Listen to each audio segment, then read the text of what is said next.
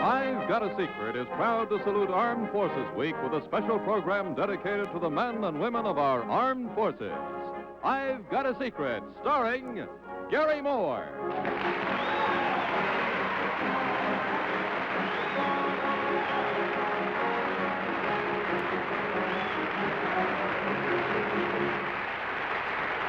Thank you very much. I hope it's that good. It should be.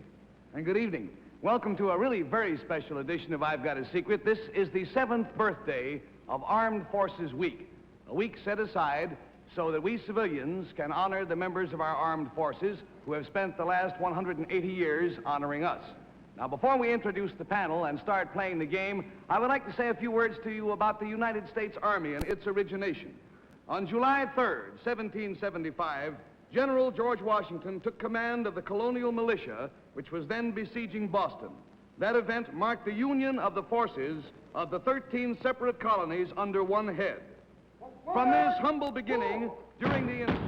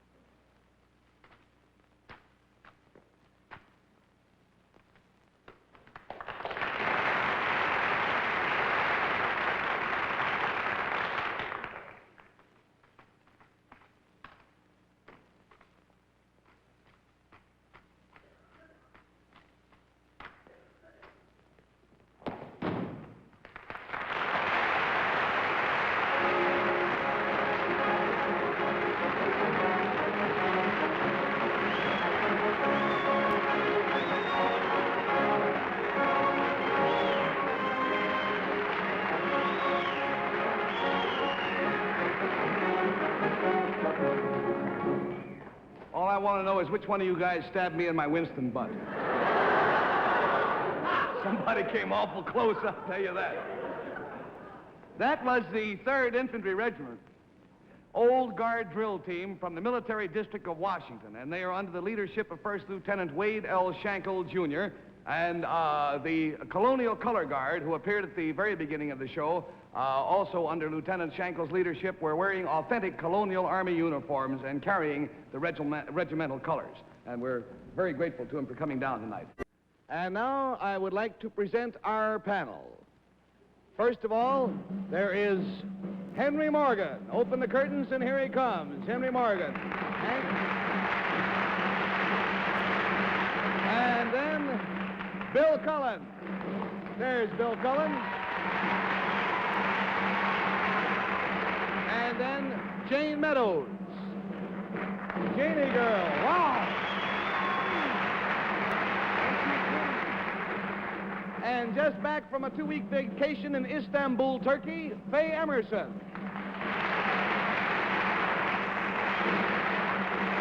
That is our I've Got a Secret panel. Now then, before playing the game, I would like you to meet the people who have been supplying all of this fine military music. Ladies and gentlemen, under the direction of Lieutenant Alice Peters, we introduce to you the Women's Army Corps Band from the Women's Army Center at Fort McLelland, Alabama. Lieutenant?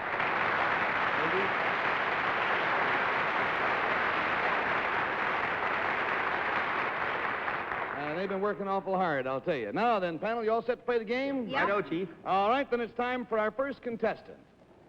The United States Air Force came into being in 1918 as a part of the Army Signal Corps, and since then it has written history in the sky over every part of the earth. In July 1947, the Air Force was made a separate branch of the armed forces. Now I would like you to meet 7 young men who represent the finest traditions of the United States Air Force. Would our contestants please come out?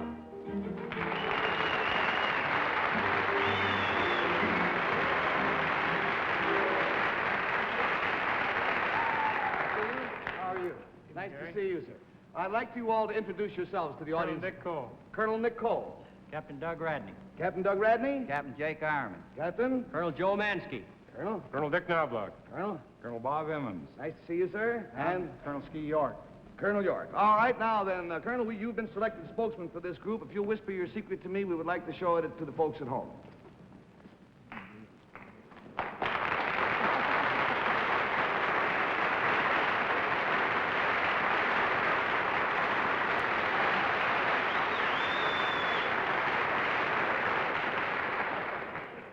All right. Now then, panel, I will tell you that this concerns, how did I phrase that clue on my cards? This concerns something that they did, and we'll start, Jane, with you. Would I be interested, gentlemen, in when you did this? I think so.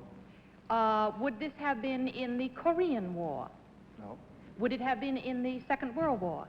Yes. Would it have been... All right, there's $20 down to the gentleman and $60 to go, and we go to Bill Cullen. Did it have to do with active flying duty? Yes. Were you all in command? No, you wouldn't all be. Did this pertain to bombers as opposed to fighter planes? Right. Did you bomb a particular place? Yes. Hiroshima. No. Were you in the European theater? The question is, were you in the European theater? No. No. $40 down and $40 to go, and we go to Faye Emerson. Oh. Now you thought of it. Too late, too late. The rules say you have to keep your mouth shut. We go to Faye. It was in the Far Eastern theater. Then was it the famous bombing flight of the something Bell, Memphis Belle? the Memphis Belle? No. No, that was in Tokyo, was it? European. But it was a famous bombing raid, Yep. Could have been. not Nagasaki. No. I'm a big help. $60 down and $20 to go. We saw you whispering, Bill. Henry? I said nice. Well, Bill said Shangri-La. Bill said Shangri-La. That is well, all right. What do you make of that? Great picture, I thought.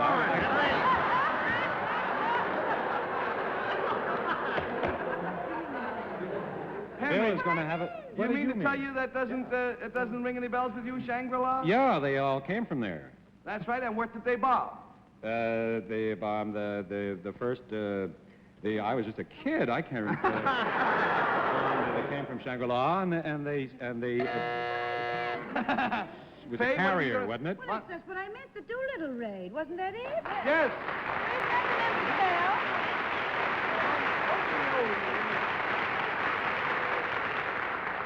On Right, good. I Tokyo, was thinking. and after it happened, President Roosevelt announced in the paper nobody could imagine where these bombers had come from, because, am I right, they had never had long-range bombers off of a ship. That's correct. And it was Jimmy Doolittle who trained the group in this whole mission. That's correct. And they bombed Tokyo, and nobody could imagine where these planes had come from, and President Roosevelt said they just bombed from Shangri-La, which was, of course, from the deck of a carrier. Yes, Faye? And the curious thing was is they couldn't get back to the carrier. Wasn't that right, that they had to fly over and land, I don't know This where? was known. This was a calculated risk before they That's even right. started, It which was made almost it even tougher. suicidal mission. Gentlemen, it's been tremendous meeting you all tonight. Our thanks to each of you. We're Nice meeting you. very proud to have you with us. Thanks an awful lot.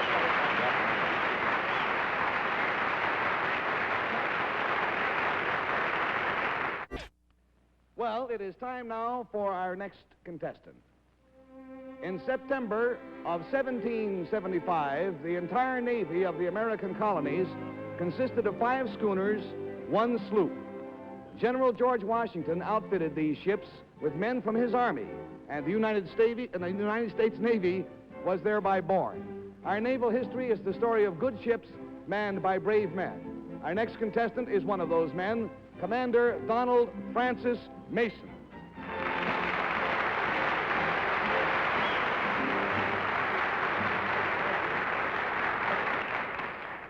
Now, Commander Mason has a secret for us, so Commander, if you'll whisper it to us, I would like the folks at home to read it.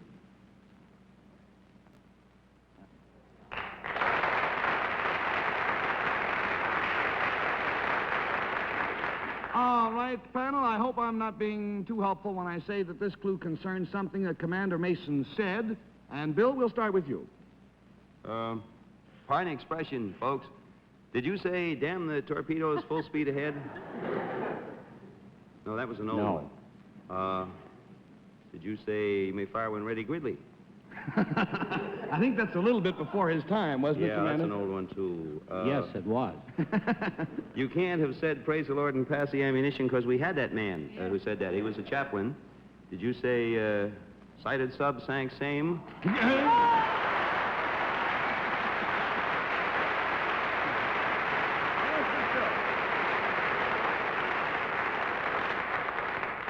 And he flew all the way in from California for this, too. Oh. I know you did. Maybe you could tell us how he did it, Gary. I was just about to ask him what the circumstances were, sir, when you said it. Recall those circumstances to us. I was sent out on a mission to cover a convoy, and there was a periscope of a submarine that was making an attack upon this ship. So it was a simple matter to turn over and drop a stick of charges against him. He was 300 miles off of Newfoundland at the time, flying in a Navy patrol plane. How did you happen to pick out those words, sighted sub, sank same? Well, it's really quite elementary. To you, not to me, it isn't. We had a code book that all messages had to be enciphered. Mm-hmm. And you opened it up, and there was everything on S. All the words you wanted to use happened to start with S, huh? Yes. So it's so simple, you see. The great thing about it was that this happened in March, and the war had, it happened in January, and the war had just started the month previous, and this was among the first subs that our side had ever sunk, and it was a tremendous morale boost to the entire country. Sir, you weren't out here long enough, but secret's guest, and that's the way the ball rolls. Thank you very much on behalf of Winston for being with us.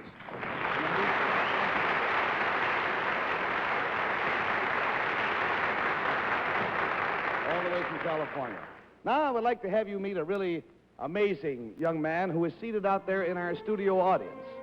On November 2nd, 1950, outside a remote village in Korea, a handful of Marines were surrounded by a horde of Japanese Reds. The Reds were moving up to attack when suddenly they heard an entire regiment of Scottish soldiers advancing on them. And instead of attacking, the Reds turned around and ran in retreat. Now, in our audience tonight is a United States Marine Sergeant whose presence of mind that night in Korea helped save the lives of his entire platoon. Because there really was no regiment of Scottish soldiers, as the Chinese Reds thought there were. What they had heard was Sergeant Francis H. Killean, the Marine who put the enemy to rout by playing a bagpipe. Sergeant Killean, would you stand up and take a bow, please?